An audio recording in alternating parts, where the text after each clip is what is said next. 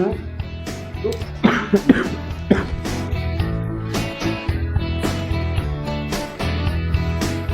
อ่ะไม่ต้องยืนเฉยๆนี่ลองชิมหน่อยอ่ะเป็นหวัดด้วยเราเอาลองชิมหน่อย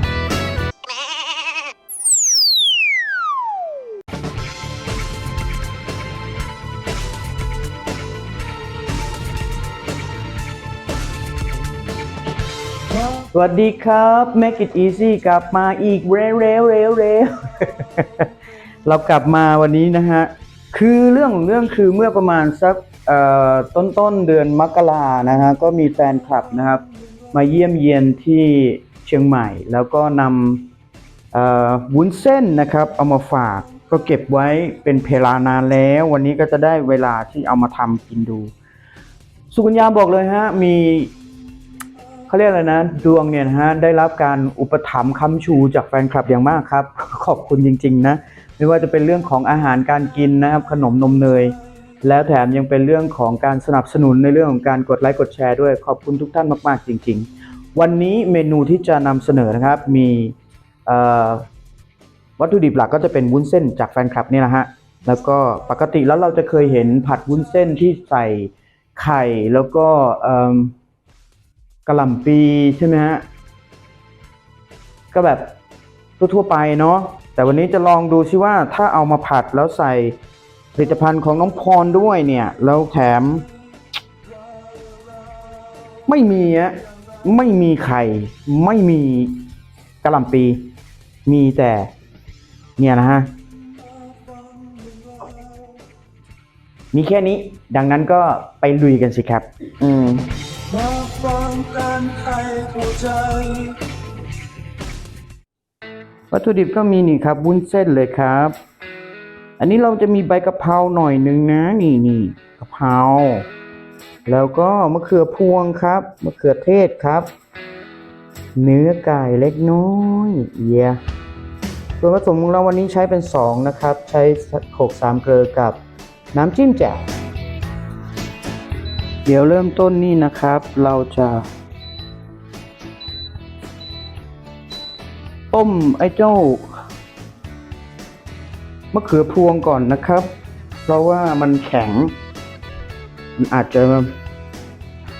ไม่ค่อยดีเราก็แบบวิกเขาหน่อยนึงเนี่ยเอามะเขือพวงลงไปเนี่ยวิกพอให้มันดูแบบฆ่าเชื้อน่ะ ประสงค์คือจะฆ่าเชื้อครับผมน้ำก็เริ่มเดือดนิดหน่อยนะเดี๋ยวจะลวนไก่ไปพร้อมเลยนะลวนไก่พร้อมเลยนะครับไก่ลงไปลวนไก่นะครับเวลาเราลวนไก่เราก็ตักเกลือเล็กน้อยครับใส่ไปแบบโรยๆแบบนี้เราอยากให้ไก่นุ่มด้วยเราก็เอามะเขือเทศลงไปด้วยเลยครับมันจะได้นุ่มๆนะรวนไก่ให้สุกครับ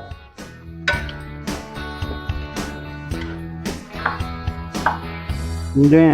สังเกตดูไก่นะครับถ้าเกิดสมมุติว่าสียังใสๆนี้ยังไม่สุกนะกินไปอันตรายนะครับเอาละเราก็จะมาปรุงรสกันเลยก่อนที่จะเอาเส้นลงนะเส้นนี้คือสุดท้ายตอนนี้ปรุงรสด้วย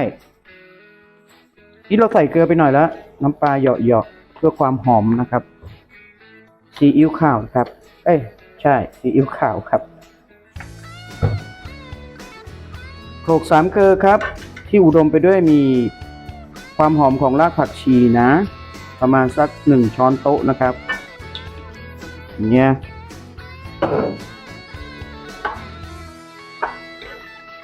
น้ำก็จะข้นขึ้นมาเลยเห็นไหมผัดนี่มันจะต้องมีอันนี้มันจะมีความเปรี้ยวนะครับจากมะเขือเทศนะครับเปรี้ยวหวานจากมะเขือเทศอยู่แล้วถ้าใครชอบหวานมากนะครับก็เติมได้นะน้ำตาลแต่อย่าลืมว่าเดี๋ยวจะมี เดี๋ยวจะมีอะไรวะ ซีอิ๊วดำต่อไปนะครับปรุงรสด้วยความเผ็ดเปรี้ยวนิดหน่อยเผ็ดเปรี้ยวหวานนะครับ ด้วยน้ำจิ้มแจ่วประมาณ1 ช้อนโต๊ะเหมือนกันนะครับ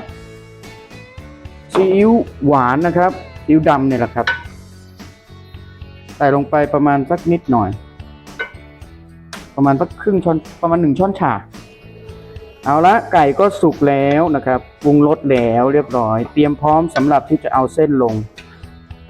ทีนี้เพิ่มไฟแรงได้เลยนะ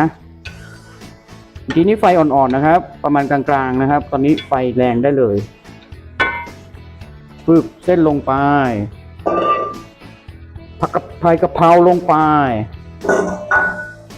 แล้วเราก็คนเลยครับ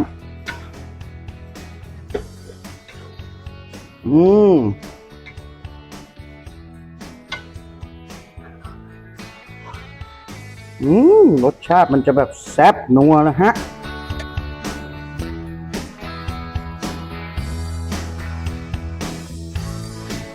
จะสังเกตได้ว่าน้ำเริ่มหวดนะครับ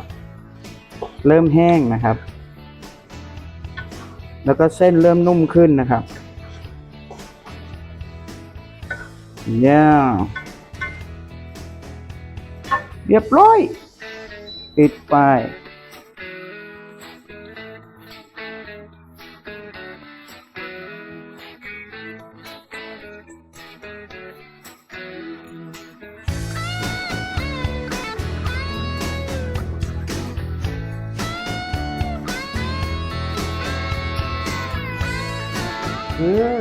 ชอบไหมชอบเลย อร่อยไหมเผ็ดแซ่บๆเนาะครับผมมีแบบเหมือนเป็นเปรี้ยวๆหน่อยหนึ่งด้วยอ่ะใช่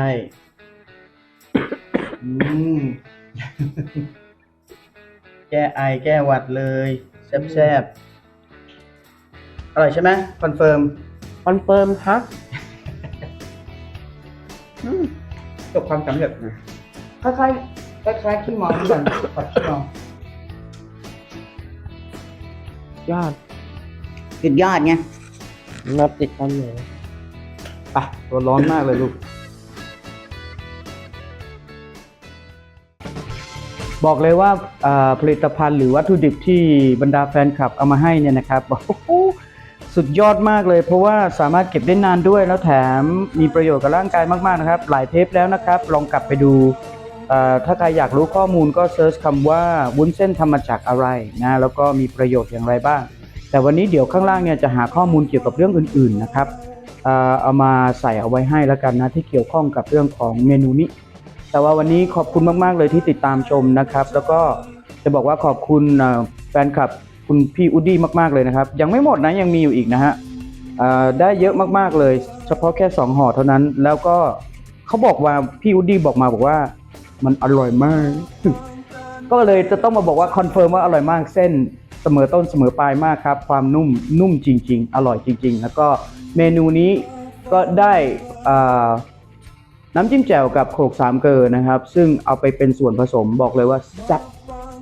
ถ้าให้ลองคุณต้องไปซื้อผลิตภัณฑ์ของน้องพรหรือว่าไม่ต้องไปตามซื้อที่ไหนกดลิงก์สั่งสินค้าได้ที่ข้างล่างเลยนะครับเขาส่งทั่วไปหมดแล้วแหละแล้วก็เอามาไว้ลองทำนี่อีก1 เมนูนะครับที่นำเสนอง่ายๆแล้วก็ถ้าไม่มีมะเขือพวงก็ไม่เป็นไรครับหรือว่าเรามีผักอะไรก็ได้นะครับใช้เป็นส่วนผสมแล้วก็ได้กินผักด้วยนะมีเส้นที่มีคุณภาพแล้วก็ดีสำหรับร่างกายด้วยได้ซอสที่มีความอร่อยอย่างง่ายๆผัดขี้เมาก็ไม่ต้องอะไรเยอะมากมายครับพริกไทยไม่มีไม่สนใจครับจิ้มแจ่วได้เสมอขอบคุณมากที่ติดตามชมนะครับแล้วเจอกันใหม่ในคลิปหน้ายังไม่รู้ว่าจะมาในเมนูอะไรแต่ว่ามันจะต้องง่ายอย่างนี้นี่แหละขอบคุณมากครับสวัสดีครับ